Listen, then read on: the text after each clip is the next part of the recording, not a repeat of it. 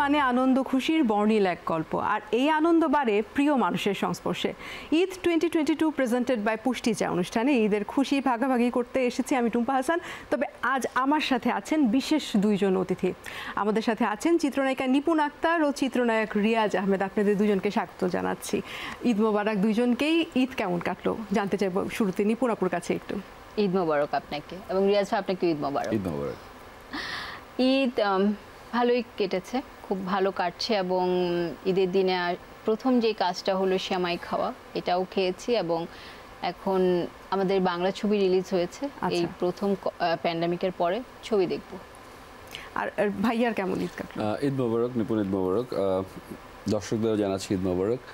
ভালো কেটেছে, নামাজ পড়েছি, তারপরে সেমাই খেয়েছি, এবং অনেক 2 বছর পরে নামাজে বেশ অনেক লোকজন ছিল এবং মাস্ক ছাড়া মোটামুটি একটু আমরা সাহসী হয়ে উঠেছি।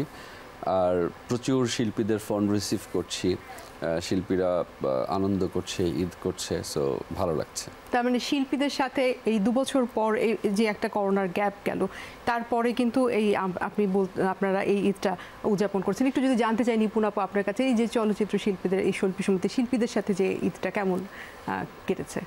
প্রথমত হলো আমরা আসলে সমিতি থেকে তো সবাইকে ঈদ মোবারক জানিয়েছি, এবং আমি নিজেও অনেক ফোন পাচ্ছি, ঈদ মোবারক জানাচ্ছি এবং কুশল বিনিময় হচ্ছে। তো আলহামদুলিল্লাহ ভালোই কেটেছে।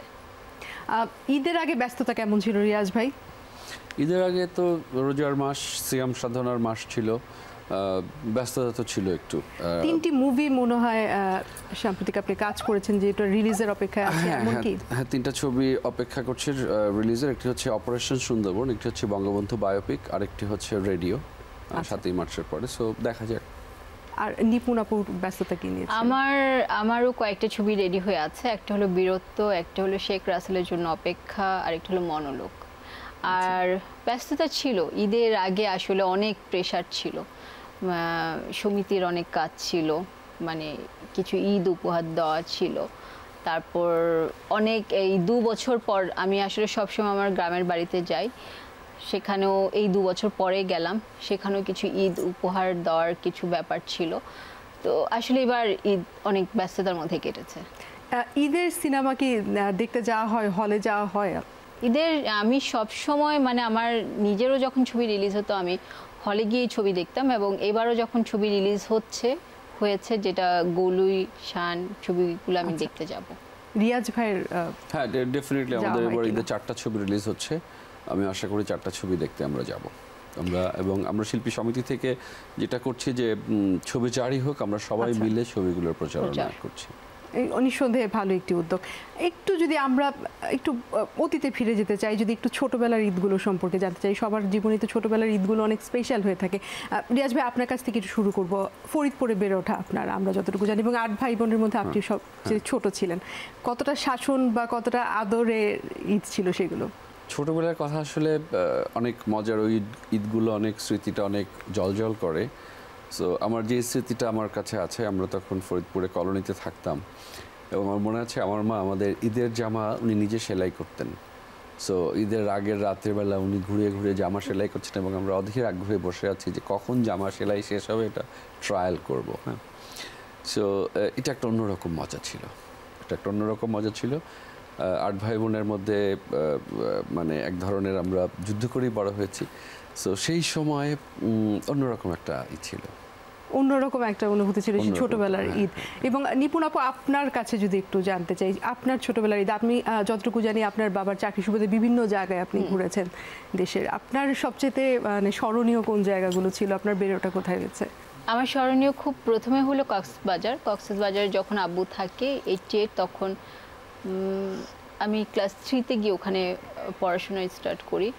তারপরে বান্দরবন, আর তারপর নোয়াখালী। লাস্ট হলো আমি নোয়াখালীতে থেকে হলো আমি পড়াশোনা শেষ করে আমি আসলে রাশিয়ায় চলে যাই। আর যেটা হলো আমরা সবসময় ঈদ করতাম নানির বাড়িতে। মানে আব্বু যেহেতু সরকারি চাকরি করতো, এবং যেহেতু একটা খুব গুরুত্বপূর্ণ পোস্টে থাকতো আব্বু, তো ছুটিটা খুব ডিফিকাল্ট ছিল। হয়তোবা আমরা আগের দিন আমরা নানুর বাড়িতে যেতাম কুমিল্লাতে। আর ঈদের আসলে ছোটবেলার ঈদটাই অনেক মজার। আমার মনে হয় আমরা 3 ভাই বোন, তো আমি খুব একটা মানে কি বলে যে খুব একটা থাকে না যে ঈদের কাপড় কিনতেই হবে, লাগবেই, সেটা আমাকে একটা কিনে দিলেই হতো, কিন্তু আমার বোন মনে হয় 8-10টা কাপড় কিনতো। আমি সবগুলো আমার মনে আছে ক্লোজেটেও সাজাতো একটা একটা করে। তো আব্বু জিজ্ঞেস করতো এতগুলো তুমি কখন পরবা? তো একটা এগুলো নিয়ে কখনো হিংসে হতো না আপনার? না, আমার কখনো হিংসে হতো না, মানে আমাকে একটা কিনে দিলেই আমি ওকে, যে আমাকে যেটাই কিনে দিত। বাট আলটিমেটলি কি হতো জানেন, আলটিমেটলি যেটা হতো ঈদের সকালে ও যে জামাটা পরতো আর আমি পরতাম, পরার পরে সবাই বলতো নিপুণের জামাটা অনেক সুন্দর, এই ও কান্না আরম্ভ করতো আর ওর সব কাপড় আমার হতো। ও আমার তাই পরে সারাদিন ঘুরতো আর আমি ওর 8টা-10টা কাপড় পরতে থাকতাম, একটার পর একটা, একটার পর একটা। তখন তো ছিল আসলে ছোট ছিলেন আপনারা, ঈদ সালামি না হতো, এখন হ্যাঁ। নিশ্চয়ই দিতে হয় উল্টা, সেই অবস্থাটা একটু জানতে যাবো রিয়াজ ভাই। এটা একটা ভালো ট্রেডিশন, ঈদ সালামির ট্রেডিশনটা। সো দেওয়ার মধ্যে একটা অন্যরকম চমৎকার আনন্দ আছে। আচ্ছা, নিপুণা পুরুষে ঈদ সালামি দেওয়ার? হ্যাঁ, ঈদ সালামি আমরা আব্বুর জন্য অপেক্ষা করতাম, যেহেতু নানুর বাড়িতে ঈদ করতাম, আমার মামারা ছিল। প্রথম সালামিটা আব্বু থেকে পেতাম, মনে আছে যে একদম নতুন নোট, আব্বু নতুন নোট নিয়ে যেত, 5 টাকা 10 টাকা, হাইস্ট 10-20 টাকারই নোট ছিল। ওগুলাই পেয়ে আমরা অনেক খুশি। মোটামুটি আমাদের টার্গেট থাকতো 100 টাকা হয়ে গেলে আমরা সেটা নিয়ে ঘুরতে বের হয়ে যেতাম। আচ্ছা রিয়াজ ভাই, আপনার কাছে আবার একটু আমি ফিরি, যদি আপনার ছোটবেলা ফরিদপুরে কেটেছে এবং এরপরে সম্ভবত আপনার এসএসসি দেওয়ার পরে আপনারা যশোরে পোস্টিং হয়েছে, সেখানে যাওয়ার পরেই কি এয়ারফোর্সে জয়েন করার সেই ঘটনাটা ঘটলো? হ্যাঁ, যশোরে আমি ক্যান্টনমেন্ট কলেজে আমি এইচএসসি কমপ্লিট করি, তারপরে আমি এয়ারফোর্সে চলে যাই। এয়ারফোর্স একাডেমি থেকে আমার গ্র্যাজুয়েশন শেষ হয়, তারপরে আমি চলে যাই টার্কিতে। টার্কি থেকে আসার পরে এয়ারফোর্স থেকে বের হয়ে সিনেমা। এয়ারফোর্স থেকে বের হয়ে সিনেমা, সেই এয়ারফোর্সের গল্পটা একটু যদি আপনার কাছে জানতে চাই। আমি জানি যে বিএমএতে আপনার প্রথম দিনের একটা ফ্রক জাম্পিংয়ের একটা খুব মজার একটা ঘটনা আছে, সেটা যদি যমুনার দর্শকদের একটু শেয়ার করতেন। না, আমাদের তো তখন একসাথেই, এখনো বোধহয় একসাথেই সবাই 3 বাহিনী একসাথেই বিএমএতে ফার্স্ট ইনিশিয়াল 3 মাস বা 6 মাসের ট্রেনিং হয়। তো আমাদের 3 মাসের একটা কোর্স ছিল একসাথে বিএমএতে। সো বিএমএতে গেলে একটা চমৎকার রিসেপশন ছিল। ওই এক রিসেপশনে আমরা সিভিলিয়ান থেকে মানে ডিফেন্স পার্সোনাল হয়ে যেতাম। সো আমরা তখন খুবই বাক্স টাক্স নিয়ে কোট টোট পরে স্যুট টাই পরে বিএমএর গেট দিয়ে ঢুকলাম। ঢোকার পরে কেউ একজন আসলো ইউনিফর্ম পরে, এসে বললো যে বাক্সটা মাথায় নাও। বলছে বাক্স মাথায় নেওয়ার, বাক্স নেওয়ার কোনো পিওর টিওর নাই, বাক্স আমাকে কেন মাথায় নিতে হবে? তো দেখলাম খুব ইংলিশে চিল্লাচিল্লি করছে, ভয় পেয়ে গেলাম। তো ভয়ে বাক্স মাথায় নিলাম, এবার বলে বসো। তো বাক্স নিয়ে বসবো কেন? আবার জিজ্ঞেস করলাম বসবো কেন? তো বলছে যে মানে স্যার বলবে কে? তোমার দাদা। বললাম কেন বসবো স্যার? তো বসো। বসলাম। এবার জাম্প করে করে সামনে যাও। তো এই বাক্স নিয়ে মাথায় জাম্প করে করে সামনে যাচ্ছি, এটাকে পরে শুনলাম ফ্রক জাম্প বলে। সো এ ধরনের শুরু হলো reception. It was a great reception. 3-4 ঘন্টা রিসেপশনের পরে আমরা কেউ কাউকে চিনি না, একসাথে অনেক গল্প করতে করতে আসলাম যে আমরা জেনারেল হয়ে গেছি, যারা একসাথে ট্রেনে করে এসেছিলাম।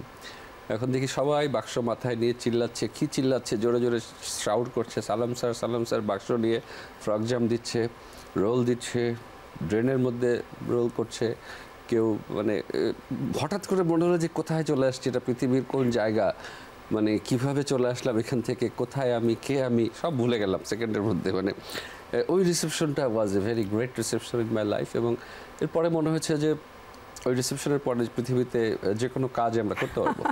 এবং এরপরে ট্রেনিংটা নিশ্চয়ই আর বলার অপেক্ষা রাখে না যে কেমন ছিল, আমরা সেটা অনুমানই করতে পারি। ট্রেনিং অফকোর্স একটা বাহিনীর জন্য ট্রেনিংটা ভেরি ইম্পর্টেন্ট জিনিস। ডিসিপ্লিন এবং মনে করেন টাইম, নিয়মানুবর্তিতা, এই সমস্ত কিছু আমরা যে ট্রেনিংটার মধ্যে দিয়ে যাই, এটা আমাদেরকে অনেক অ্যাডাপ্টেবল করে ফেলে যে কোনো পরিস্থিতিতে। আমার মনে হয় যে যারা একবার ট্রেনিং করে তারা যে কোনো পরিস্থিতিতে, গভীর সমুদ্রের মধ্যেও তারা সাঁতার কেটে তীরে ফেরার একটা সংকল্প বা একটা মেন্টাল স্ট্রেংথ তৈরি হয়, যেটা খুব ইম্পর্টেন্ট। আমরা এই গল্পটা আমরা আরও একটু জানবো আপনাকে, কারণ অনেক দীর্ঘ সময়ের একটা ইতিহাস আছে এবং ফাইটার প্লেন চালানোর যে অভিজ্ঞতা সেটাও জানবো। একটু নিপুণ আপু, আপনার কাছে ফিরি। আপনার পড়াশোনা রাশিয়াতে হয়েছে, আমরা জানি এখন রাশিয়া ইউক্রেন যুদ্ধ চলছে। এই অবস্থায় আপনার আসলে অনুভূতিটা কি একটু জানতে চাই, এবং আপনার যে সেই সময়ের পড়াশোনাকালীন যে সময়টা রাশিয়াতে কাটিয়েছেন সেটার অভিজ্ঞতা একটু জানতে চাইবো। আমি যখন রাশিয়াতে যাই তখন ইজ 1999। তখন রুবলি বলতো। তখন কিন্তু রুবলি অতটা একটা ভালো পজিশনে ছিল না। এখন এখন আমি যতটুকু জানি যে এখন ভালো, আমি তো আসলে তারপর আর রাশিয়া যাওয়া হয়নি। বাট মস্কো সিটি আমার অনেক পছন্দের একটা সিটি, মানে মস্কো সিটি দেখার মতো একটা সিটি, আমার খুব ভালো লাগতো। আর ইউক্রেনে যেটা এখন হচ্ছে, আসলে একটা কথাই বলবো যে আসলে আমরা শান্তি চাই, অবশ্যই মনে হয় এখন সেই শান্তিটা আসবে। আর ইউক্রেনের থেকে যেটা হতো যে অনেক ওখানকার যে নাচের শিল্পীরা, যেহেতু আমি ওখানে প্রোগ্রাম করতাম, অনেক নাচের শিল্পী আসতো ইউক্রেন থেকে, মানে ইউক্রেনটার সাথে এইভাবে আমরা একটু, এবং নাচ তো আপনার খুব প্যাশনের একটা জায়গা এবং আপনি খুব পছন্দ করতেন নাচটাকে। আপনি সেখানে অনেক টিভি প্রোগ্রামেও কিন্তু আমরা যতটুকু জানি যে অ্যাটেন্ড করেছেন, সেই শোগুলো কেমন ছিল? আচ্ছা, ওখানে যেটা হলো যে আমি যে টিভি শোগুলো করেছি সব কিন্তু আসলে আমি ইন্ডিয়া থেকে হয়ে করেছি, কারণ ওখানে তো মাল্টিকালচার স্টুডেন্টরা পড়াশোনা করে, অনেক স্টুডেন্ট ছিল। তো তখন যখন আমাকে আমি কখনো হয়তো বা ইন্ডিয়া থেকে, আমি বাংলাদেশি কিন্তু আমি ইন্ডিয়া থেকে হয়তো বা ওই পারফরমেন্সটা করছি, বাংলাদেশের জন্য পারফরমেন্স করেছি, নেপালের জন্য পারফরমেন্স করেছি, কিন্তু যেহেতু আমি নাচটা পারতাম, তো যে কোনো দেশের আসলে দেখা যাচ্ছে যে আমি প্রতিনিধি হয়ে সেই দেশেরই আসলে পারফরমেন্স করতাম।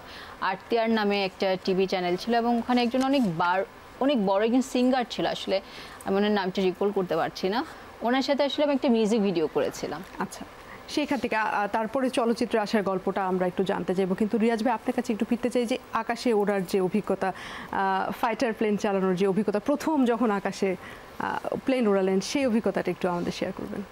ডেফিনেটলি একটা আকাশে তো সবার স্বপ্ন থাকে যে আমরা আকাশে ডানা মেলে উড়বো। সো আমরা যখন প্রথম আকাশে সত্যিকারভাবে ককপিটে বসে যখন আমি প্লেন প্রথম চালালাম, আমার পাশের ইনস্ট্রাক্টর ছিল, সেটা একটা অসাধারণ অনুভূতি ছিল যে আমরা মেঘের মধ্যে দিয়ে ঢুকে যাচ্ছি, নিচে তাকিয়ে দেখছি, আমি বামে যেতে গেলে বামে যেতে পারছি, ডাইনে যেতে গেলে ডাইনে যেতে পারছি, এবং আমার ইনস্ট্রাক্টর যখন আমাকে কন্ট্রোল দিয়ে দেয় যে নাও ইউ ফ্লাই, সো তখন আমি কি করব বুঝতেছিলাম না কোন দিকে যাব।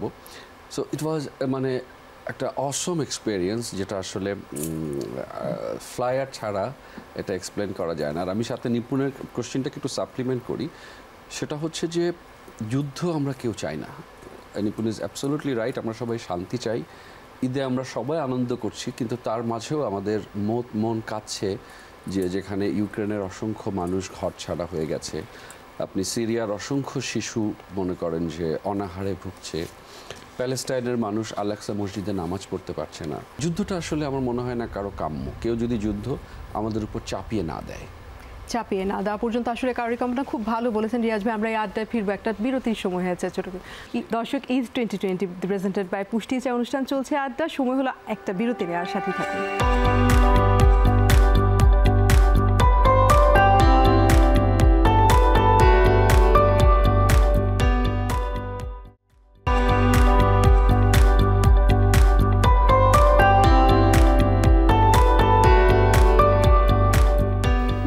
স্বাগত ঈদ 2022 প্রেজেন্টেড বাই পুষ্টি চা অনুষ্ঠানে। আমাদের সাথে আছেন নিপুণ আক্তার ও রিয়াজ আহমেদ। আড্ডায় ফিরে যেতে চাই। আবার ক্যারিয়ারের শুরুটা কেমন ছিল সেটা যদি একটু জানতে চাই রিয়াজ ভাই, আপনাকে দিয়ে একটু জানতে চাইবো। বিমান বাহিনী থেকে বাংলার নায়ক হয়ে ওঠার গল্পটা একটু জানতে চাইবো। বিমান বাহিনীতে আমার ক্যারিয়ার ভালো ছিল। আমি স্কলারশিপ নিয়ে টার্কিতে গিয়েছিলাম, টার্কি থেকে ফ্লাই করেছি 2.5 বছর। আমাদের বেসিক জেট কনভার্সন টার্কিতে হয়েছিল ইজমিরে, ওখানে আমার রেজাল্ট ভালো ছিল। তো বাংলাদেশে আসার পরে যেটা হলো একটু ঝামেলা হয় এবং আমাকে চলে আসতে হয় এয়ারফোর্স ছেড়ে। সো এরপরে আমি চিন্তা করি যে এয়ারফোর্সে থাকলাম না বা থাকা হলো না। রিয়াজ নামে আমাকে এয়ারফোর্সে সবাই জানতো। সো রিয়াজ নামটাকে একটু ফেমাস করা দরকার, তো ওই জন্য সিনেমাতে ঢুকে যাওয়া। হঠাৎ করেই আমার কাজিন ছিল ববিতা বা জসিম ভাইয়ের সাথে আমার প্রথম ছবি, দেওয়ান নজরুল পরিচালিত বাংলার নায়ক ছিল প্রথম ছবি। সো সেই ছবি থেকেই শুরু, এরপরে বেশ অনেকগুলো ছবি হয়ে গেল। আর প্রথম আপনার যে ক্যামেরার সামনে দাঁড়ানোর যে অভিজ্ঞতা সেটা একটু জানতে চাইবো, কেমন অনুভূতি হয়েছিল? কারণ এর আগে নিশ্চয়ই কোথাও অ্যাক্টিং বা এরকম কোনো কিছু করা হয়নি। সেটা হচ্ছে প্রথম অভিজ্ঞতা। যেরকম আমি আপনাকে বললাম যে প্রথম ফ্লাই করার যে অভিজ্ঞতা ছিল, আমার কাছে ক্যামেরার সামনে দাঁড়ানোর অভিজ্ঞতাটা ঠিক সেরকম ছিল। আমার মনে আছে এখনও যে শাবানা আপার সাথে আমার ফার্স্ট শট ছিল। লাস্ট সিকোয়েন্সে আমি পুলিশ নিয়ে ঢুকছি, যেটা হতো তখন আমাদের সিনেমাতে। সো শাবানা আপাকে আমি পুলিশ নিয়ে এসে উদ্ধার করছি, জসিম ভাইও আসছেন। সো এরকম একটা কম্পোজিট শট ছিল এবং শটটা সামহাও এক টেকেই ওকে হয়েছিল। সো সবাই উপর থেকে তালি দিচ্ছিল, লাইটের লোকজন বা অ্যাসিস্ট্যান্ট যারা ছিলেন, ডিরেক্টর। সো এটা একটা অদ্ভুত অনুভূতি ছিল। নিশ্চয়ই নিপুণাপুর অভিজ্ঞতাও একই রকম ছিল, কারণ আপনি রাশিয়া থেকে আসলেন গ্র্যাজুয়েশন শেষ করে, চলচ্চিত্রে কিভাবে প্রবেশ? আমি রাশিয়া থেকে আসলে গেছি ইউএসএতে, ওখানে ছিলাম। তো চলচ্চিত্রতে ওটা আমার একদমই কোনো প্ল্যানিং ছিল না। আমি 2006-এ বাংলাদেশে আসি, তখন আমার ভ্যাকেশন ছিল। আসার পরে আমার প্রথম ছবিটা কিন্তু এখনো রিলিজ হয়নি, রত্নগর্ভা মা। ওখানে আমার সাথে রুবেল ভাই ছিলেন, এমএল পরিচালিত। সেখান থেকেই আসলে আরেকটা ছবির, সেই ছবিটা চলাকালীনই হলো এফআই মানিকের একটা ছবির অফার আসে, যে মানে ওনার একদম নিউ ফেস ইন্ট্রোডিউস করবে। তো আমাকে জিজ্ঞেস করলো আমি 25 দিনের মতো থাকতে আছি নাকি বাংলাদেশে। তো আমি বললাম 25 দিন আমি আছি। তা আসলে ওই ছবিটাতে আমাকে একদম 2-3 মিনিটের মধ্যেই কাস্টিং করলো, স্টার্ট করলাম। এবং আমার ফার্স্ট অভিনয় ছিল আসলে নায়করাজ রাজদাক আঙ্কেলের সাথে। উনি ওই ছবিতে আমার বাবা ছিলেন। তো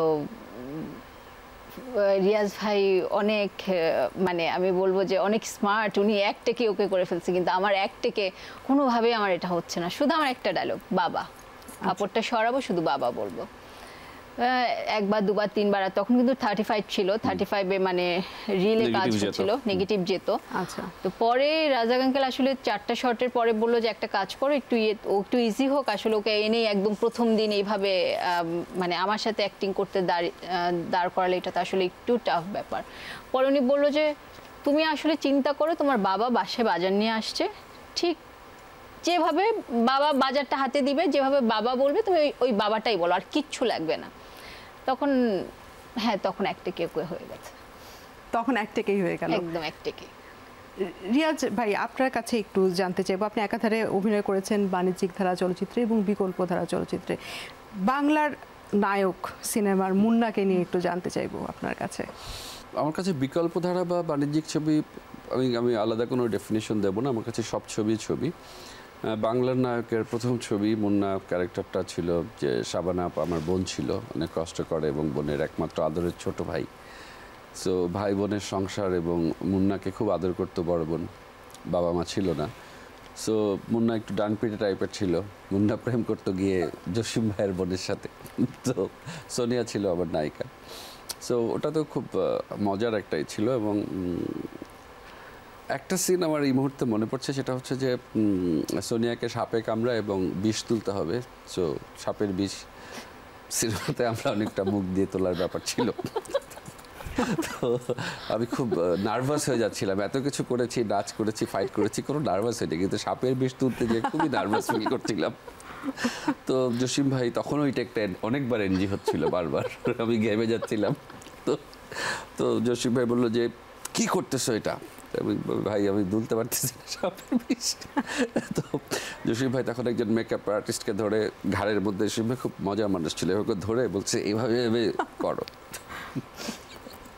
তো বললাম ঠিক আছে। যাই হোক, আমি তো অত স্ট্রংলি ধরতে পারছি না। যাই হোক, তারপরে কোনো রকমের শটটা হয়েছিল, তো জান রিলিফ পেয়েছিলাম। তো ওইটাই ছিল মুন্নার ট্র্যাজেডি।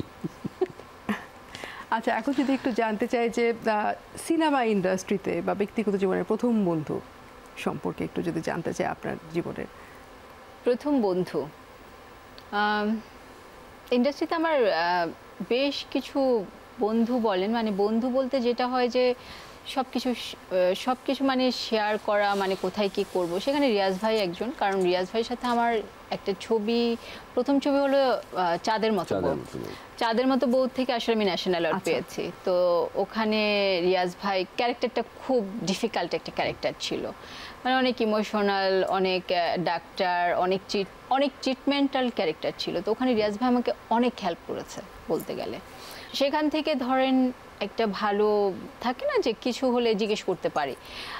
যদি বলেন যে শো করা নেই, সেখান থেকে ফেরদৌস ভাই, আমি ফেরদৌস ভাইয়ের সাথে অনেক স্টেজ শো করেছি, সিনেমা থেকে অনেক স্টেজ শো আছে ফেরদৌস ভাইয়ের সাথে। তারপরে যদি আসে, তারপরে হলো ইমন, নীরব, ওরা এই এদের সবার সাথে একটা ভালো বন্ধুত্ব আছে। রিয়াজ ভাইয়ের ইন্ডাস্ট্রিতে কে বা কারা বন্ধু আছেন? মানে বন্ধু জানতে যাচ্ছেন না প্রেমিকা জানতে যাচ্ছেন? বন্ধু সবাই বন্ধু। আমরা মনে করেন যখন কাজ করি পরিচালক থেকে শুরু করে আমাদের সাথে সবার সাথে আমরা একটা টিম ওয়ার্ক, বন্ধুত্বপূর্ণ সম্পর্ক ছাড়া আসলে সিনেমা হয় না। এবং এই বন্ধুত্বপূর্ণ সম্পর্কটা ইভেন প্রোডাকশনের যে ছেলেটা আমাকে চা দিচ্ছে তার সাথেও হতে হয়, কারণ সে জানে আমাকে কখন চাটা দিতে হবে। যদি তার সাথে ফ্রেন্ডলি রিলেশনশিপ না থাকে তাহলে সে টাইমলি আমাকে চাটা প্রোভাইড করবে না। হ্যাঁ, সো প্রত্যেকটা লোকের সাথেই আমরা একটা খুব চমৎকার বন্ধুত্বপূর্ণ পরিবেশে শুটিং করি এবং সবার সাথেই আমরা, কারণ একটা টিম ওয়ার্ক, ছবি আসলে একক কারো ক্রেডিট না। সো এই টিম ওয়ার্কের জন্য I have lot of friends still, সবাই আমার বন্ধু আমি বলবো। বন্ধুর কথা তো আমরা দুজনেরই শুনলাম, শত্রু আছে কোনো ইন্ডাস্ট্রিতে আপনাদের?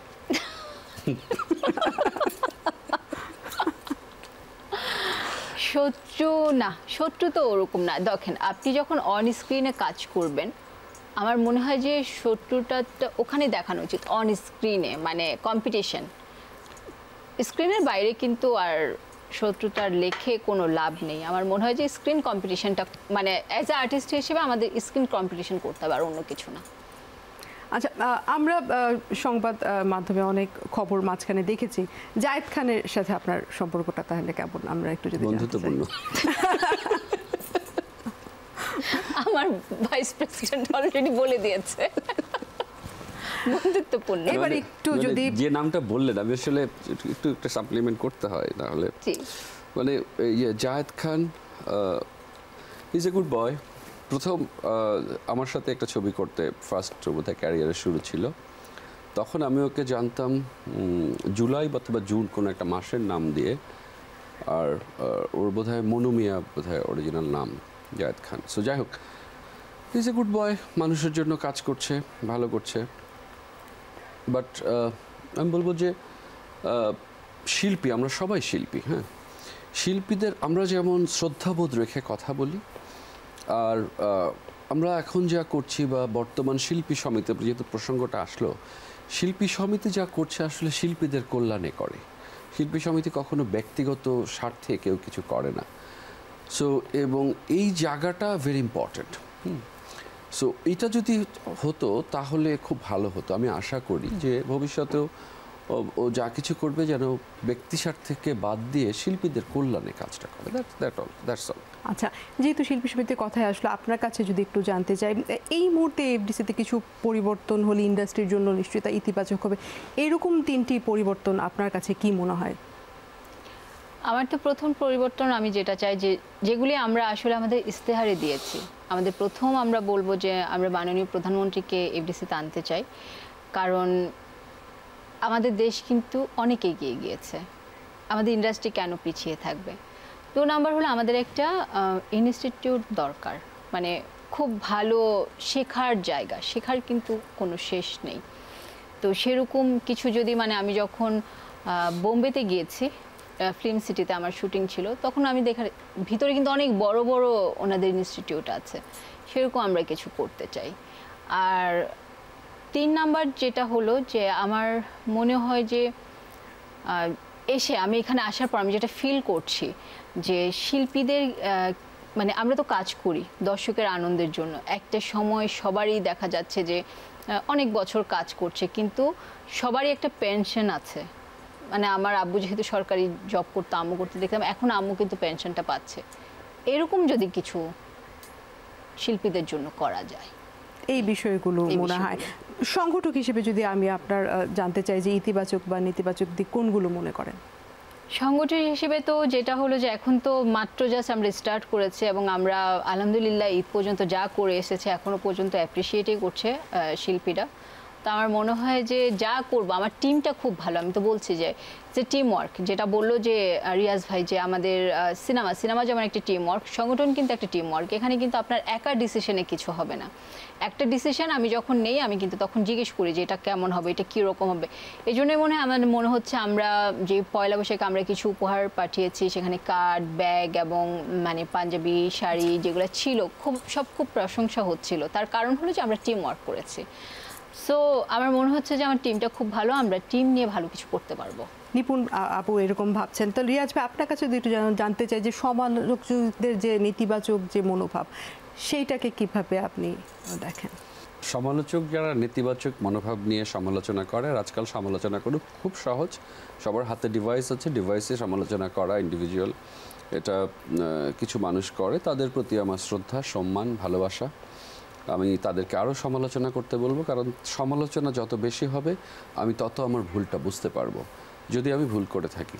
আর যখন কিছু সমালোচনা উদ্দেশ্য প্রণোদিতভাবে হয়ে থাকে, সো সেগুলো দেখে আমি হাসি, কারণ তখন তাদের জন্য আমি বলবো যে আপনি আরেকটু পড়াশোনা করেন, একটু করেন, মানে জানেন, শোনেন, বোঝেন, তারপরে একটা সমালোচনা করবেন, কারণ সমালোচনা করতেও একটা যোগ্যতা লাগে।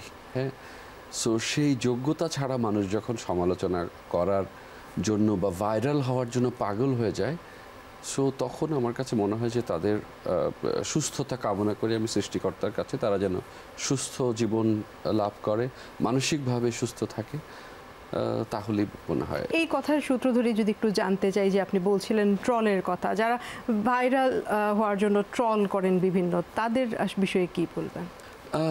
ভাইরাল হওয়ার জন্য দেখেন একটা জিনিস, তাদের একটা ব্যবসায়িক লাভ আছে। এখন ওই যে যেমন চৌধুরী সাহেব একটা ডায়লগ আছে, আমরা সিনেমাতে প্রায় বলতাম, চৌধুরী সাহেব তোমার কি আছে? তো চৌধুরী সাহেব আমারও একটা চ্যানেল আছে, ইউটিউব চ্যানেল। হ্যাঁ, আমি একটা চ্যানেলের মালিক। সো এখন আসলে সবারই একটা, এবং ইউটিউব থেকে মানুষজন যদি আমাকে একটা নেগেটিভ সমালোচনা করে একটা সত্যকে মিথ্যা বানিয়ে সে যদি কয়েকটা টাকা পায়, আলহামদুলিল্লাহ, তার ফ্যামিলি ভালো যাচ্ছে, আরও ভালো থাকুক, আমি এই দোয়া করব। আচ্ছা, আমরা এই আলোচনা আবারও ফিরবো, আড্ডা জমে উঠেছে, আরও অনেক কিছু জানার আছে, কিন্তু একটা বিরতির সময় হয়েছে। দর্শক, ঈদ 2022 প্রেজেন্টেড বাই পুষ্টি চা অনুষ্ঠান চলছে, সময় হলো আরও একটা বিরতি নেওয়ার, সাথেই থাকুন।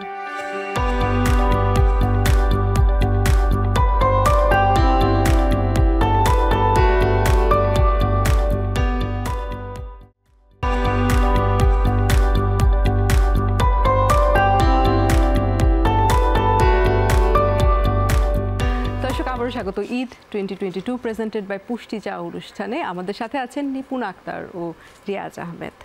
যদি রিয়াজ ভাই আপনার কাছে একটু জানতে চাই যে প্রথম কখনো কোনো মেয়েকে দেখে এরকম অনুভূতি হয়েছে কিনা যে চোখের পলক পড়েনি? চমৎকার একটি গান, এবং যে আপনি যে কোশ্চেনটা করেছেন, প্রথম কার কথা কাকে দেখে এরকম হয়েছে ঠিক বলতে পারবো, তবে অসংখ্যবার হয়েছে, মানে আমার ধারণা যে 1-150 বার হয়েছে, এবং এখনো হয়। কারো নাম কি মনে পড়ে না সেটা এখন বলা যাবে না। নাম তো মনে পড়ে না, আমি যখনই সুন্দর কিছু দেখি অপলক তাকিয়ে থাকি, এখনো হয়, এখনো না পড়ার কিছু নেই।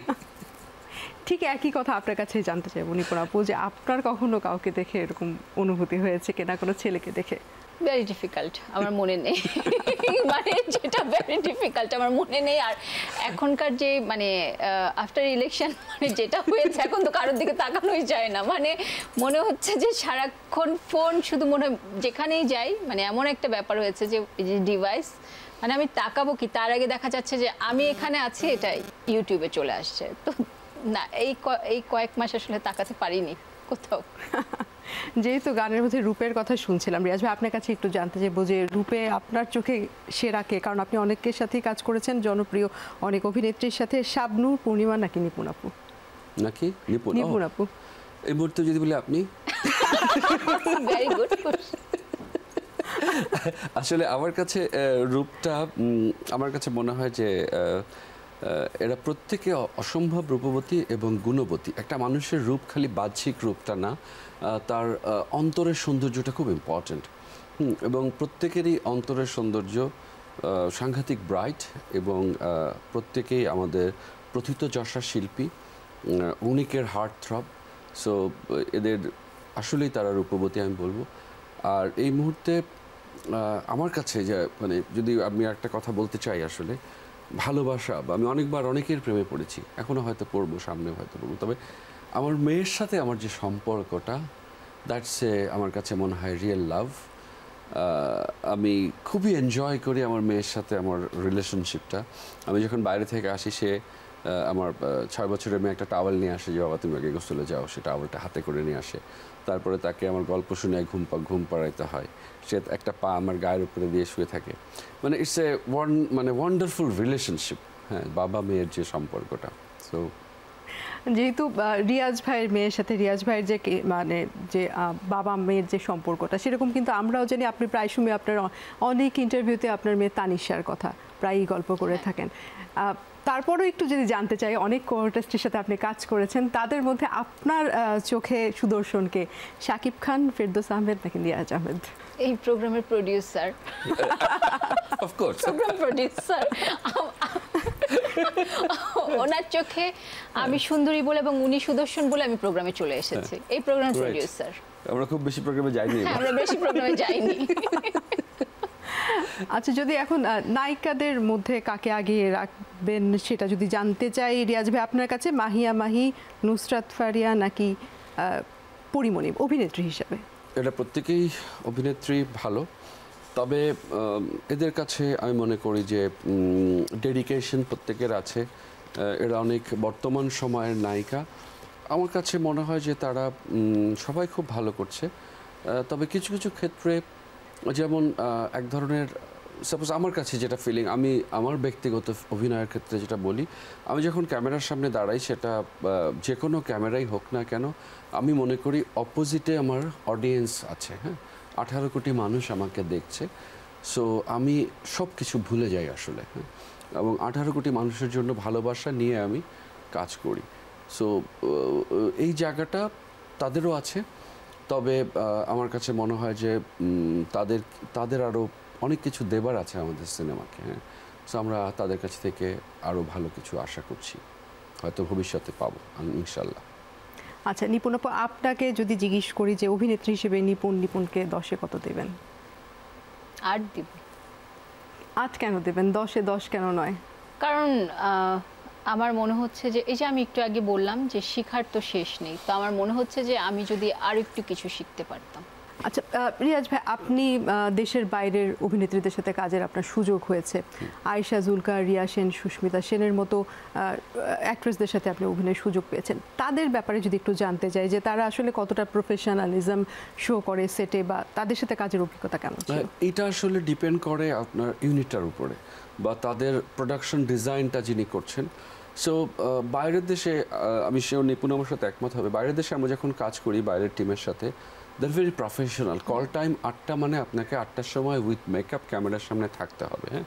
সেটা যত বড় স্টার, সুপারস্টার বা যেই হোক না কেন, আপনি 8টার কল টাইমে 2টার সময় আসতে পারবেন না, এক্ষেত্রে পুরো প্ল্যানটা নষ্ট হয়ে যায়।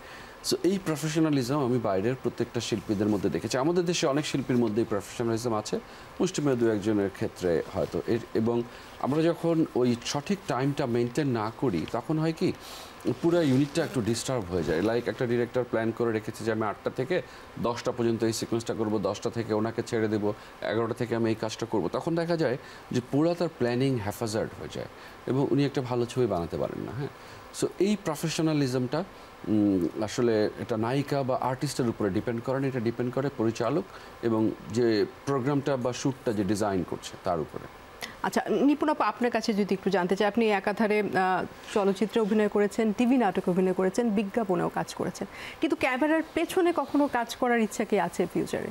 এটা অনেক কঠিন কাজ আমার মনে হয়, মানে আমার এখন এমন কোনো প্ল্যানিং নেই যে আমি ক্যামেরার পিছনে কাজ করব। আমি যদি অতটুকু শিখতে পারি তাহলে অবশ্যই ইনশাল্লাহ করার ইচ্ছা আছে, বাট এই মুহূর্তে নেই। আচ্ছা, দেশের যাদের সাথে আপনার কাজের সুযোগ হয়েছে তাদের কাজের মূল্যায়ন যদি একটু জানতে চাই, যে আপনার দৃষ্টিতে আপনি কাকে আগিয়ে রাখবেন? বাইরের শিল্পীদের কথা, আপনার যা কো-আর্টিস্ট ছিলেন তাদের কথা তো আমরা জানছিলাম, দেশে আপনি দেশে যেমন আমার সৌভাগ্য হয়েছে বাংলাদেশের কিছু লিজেন্ডারি অ্যাক্টরের সাথে কাজ করার। তাদের মধ্যে আমি বলবো যে আমাদের প্রয়াত নায়ক রাজ্জাক আঙ্কেল, আমাদের এটিএম আঙ্কেল, হুমায়ুন ফরিদি ভাই, দে ওয়ার মানে ট্রিমেন্ডাস পারফর্মার। সো তারা যখন স্ক্রিনে অভিনয় করতেন বা আমি যখন স্ক্রিন শেয়ার করতাম তাদের সাথে, আমি নিজেরটা ভুলে যেতাম, আমি মুগ্ধ হয়ে তাদের অভিনয়টা দেখতাম। হ্যাঁ, আপনার কাছে একটু জানতে চাই নিপুণ, আপনি নাটক, সিনেমা এবং বিজ্ঞাপনে কাজ করছেন, কখনো কোনো কাজ করতে যে মনে হয়েছে যে রিগ্রেট হয়েছে, বা কোনো কাজ না করার জন্য কি কখনো কোনো রিগ্রেট এসেছে যে এই কাজটা আমি করলাম না, ছেড়ে দিয়েছি? নাটকের ক্ষেত্রে সেটা খুবই কম, যেহেতু আমি স্ক্রিপ্ট পড়ে নিতাম এবং কি হবে না হবে, বিজ্ঞাপনও সেটা হয়েছে। হ্যাঁ, সিনেমা হয়েছে একটা বা দুটো ছবি এরকম যেটা আসলে করতে গিয়ে রিগ্রেট না, সেটা আসলে করতে গিয়ে যেটা হচ্ছিল যে কিছু ডিসিপ্লিন ঠিক ছিল না, কিছু টাইম টেবিল ঠিক, ওই যেটা বললো যে আমি অন টাইমে যাচ্ছি, হয়তো বা একটু লেট হচ্ছে কোনো কারণে সেটে অন্য এরকম একটা দুটো ছবি, বাট অনেক ছবি আমার হয়নি, কিন্তু টিভি বা বিজ্ঞাপনে আমার এটা হয়নি কখনো। রিয়াজ ভাই, আপনার কাছে একটু আসতে চাই, আপনার প্রোডাকশন হাউস থেকে একটা খুব ভালো মানের মুভি কিন্তু আমরা পেয়েছিলাম, সেটার নাম ছিল হৃদয়ের কথা, কিন্তু এর পরে আর কোনো মুভি কেন আমরা পাইনি, কারণটা কি? হৃদয়ের কথার পরে হৃদয়ের কথা বানাতে যে আমাদের বেশ কিছু স্ট্রাগল করতে হয়েছে, এবং আমরা হৃদয়ের কথার পর আরও দুটো ছবি বানাতে চেয়েছিলাম, কিন্তু যেটা হয়েছে যে আমরা একটি ভালো স্ক্রিপ্ট খুঁজছিলাম, এবং হৃদয়ের কথাতে আমাদের কিছু টিমের বা আমাদের স্ক্রিপ্টের কিছু দুর্বলতা আমাদের কাছে মনে হয়েছিল, যেটাকে আমরা ওভারকাম করে একটা চমৎকার স্ক্রিপ্ট হান্ট করছিলাম। তো পরে ব্যাটে বলে এক হয়নি, বা সেরকম ভালো স্ক্রিপ্ট আমরা পাইনি, আমরা চেষ্টা করেছি তৈরি করার, বা সামহাও আর করা হয়নি আসলে। আচ্ছা নিপুণ আপু, আপনার কাছে একটু জানতে চাইবো যে সবসময় তো আপনি পজিটিভ ক্যারেক্টার প্লে করেছেন, কখনো যদি কোনো নেগেটিভ রোলের অফার আসে করবেন কি? হ্যাঁ, আমার কাছে আসলে ব্যাপারটা অমন না যে আমি নায়িকা হচ্ছি বা আমার নায়িকাই থাকতে হবে, বা আমার পজিটিভ ক্যারেক্টারে যদি করার কিছু থাকে আমি অবশ্যই সেটা করব। রিয়াজ ভাইয়ের এই বিষয়ে মতামত কি? আমরা তো ক্যারেক্টার করছি এখন, তো মানে আসলে নেগেটিভ পজিটিভ বলে ক্যারেক্টার তো ক্যারেক্টারই। হ্যাঁ, তারপরেও যেটা হচ্ছে যে একটা সিনেমা বা একটা নাটক বা একটা কন্টেন্টের ইম্পর্ট্যান্ট একটা রোল, সেটা যে কোনো ক্যারেক্টার হতে পারে, সেটা ছোট ডিউরেশনও হতে পারে, সেটার উপরে ডিপেন্ড করে আসলে। আর যেখানে ইম্পর্টেন্স নেই বা যেখানে হয়তো রিয়াজকে প্রয়োজন নেই, সেক্ষেত্রে রিয়াজের যাওয়ারও দরকার নেই, এমন মনে হয় অভিনয় করানোর দরকার নেই। যেটা আমাকে ডিজার্ভ করবে না যে ক্যারেক্টার বা যে গল্প, সেখানে তো করছি না আমরা। আচ্ছা, মানুষ হিসেবে যদি নিজেকে মূল্যায়ন করতে বলি, নিপুণ আপু আপনি নিজেকে কিভাবে মূল্যায়ন করবেন? আমি সবসময় পজিটিভ চিন্তা করি, আমি খুব নেগেটিভ চিন্তা কম করি, মানে খুব কম। আমি অন্যের থাকে না যে অনেক ব্যাপার, যে কেউ কিছু করেছে আমার সাথে সাথে সেটা একটা অ্যান্সার দিতে হবে বা আমি আসলে সেটা করি না। আমি চাই যে যতটা কুল অ্যান্ড কাম থাকা যায়, এবং এটাকে কীভাবে ওভারকাম করা যাবে আমি সেটাই ভাবি, মানে আমি পজিটিভটা ভাবি অলওয়েজ পজিটিভ থিঙ্কিং। রিয়াজ ভাই, আপনি নিজেকে কিভাবে মূল্যায়ন করবেন, কতটা ভালো কতটা খারাপ? আসলে একটা মানুষ হওয়া, মানুষ শব্দটা আসলে অনেক বড়, সো সেটা হওয়ার চেষ্টা করছি। এখন আমার মধ্যে আমিত্ব আছে, যেটাকে আমি বিসর্জন দিতে পারিনি। একটা মানুষ হতে গেলে আমিত্বকে বিসর্জন দিতে হয়, সো আর অনেক কিছু বিসর্জন দিতে হয়, রাগ, ক্ষোভ, অভিমান, অহংকার, এগুলো বিসর্জন দেওয়ার চেষ্টা করছি। যদি দিতে পারি তাহলে মানুষ হতে পেরেছি বলে মনে করব। বাকিটা হচ্ছে যে মানুষ হওয়ার জন্য চেষ্টা করছি। মানুষ হওয়ার চেষ্টা করছি, অনেক সুন্দর বলেছেন নিপুণ আপু। আপনার কাছে একটু জানতে চাইব, ভক্তদের উদ্দেশ্যে কি বলবেন? বাংলা ছবি দেখবেন, আর যত বাংলা ছবি দেখবে, আমরা তো আসলে একটা প্ল্যানিং নিয়ে কাজ করছি। আমরা কিন্তু সবার ছবি প্রমোশন করব, এরকম কিন্তু আমরা আসলে সমিতি থেকে অলরেডি আমরা উদ্যোগ নিয়েছি এবং করছি। সেটার সাথে সাথে যদি আমাদের ভক্তরা আমাদের সাথে জয়েন করে, যদি আপনি মনে করে থাকেন যে আপনি আমাকে ভালোবাসেন, তাহলে অবশ্যই বাংলা ছবি দেখতে আসবেন হলে। আর রিয়াজ ভাই কি বলবেন আপনার ভক্তদের উদ্দেশ্যে? ভক্তদের উদ্দেশ্যে আমি কৃতজ্ঞতা জানাতে চাই, ভালোবাসা জানাতে চাই, ঈদ মোবারক জানাতে চাই, এবং আমি যা কাজ করি বা আমি এ পর্যন্ত যা করেছি, আমার কোনো ইনস্টিটিউশনাল ব্যাকগ্রাউন্ড নেই অভিনয়ের। সো আমার ভক্তরাই আমাকে রিয়াজ বানিয়েছে, সো তাদেরকে আমি অনেক ভালোবাসি, তাদের প্রায়োরিটি আমার কাছে সবার আগে, এবং আমি তাদেরকে বলতে চাই, ভালোবাসবো রে বাসবো বন্ধু তোমায় যতনে। অসংখ্য ধন্যবাদ আপনাদের দুজনকে। আপনারা এইভাবেই ভালো করে কাজ করতে থাকুন এবং এগিয়ে যান, এবং আপনাদের দর্শকদের যে মনোবাসনা বা ইচ্ছা আপনাদের নিয়ে সেটা আপনারা পূরণ করে যান। ধন্যবাদ আপনাদের দুজনকে। আবারও ঈদ মোবারক। দেখতে দেখতে দর্শক, ঈদ 2022 প্রেজেন্টেড বাই পুষ্টি চা অনুষ্ঠানের একেবারে শেষে চলে এসেছে। দারুণ সময় কাটলো আমাদের। আশা করি দর্শকদের ভালো লেগেছে। আজকের মতো বিদায় নিচ্ছি আমি টুম্পা হাসান। দেখা হবে আবারও কোনো আয়োজনে। সবাইকে আবারও ঈদের শুভেচ্ছা। ঈদ মোবারক।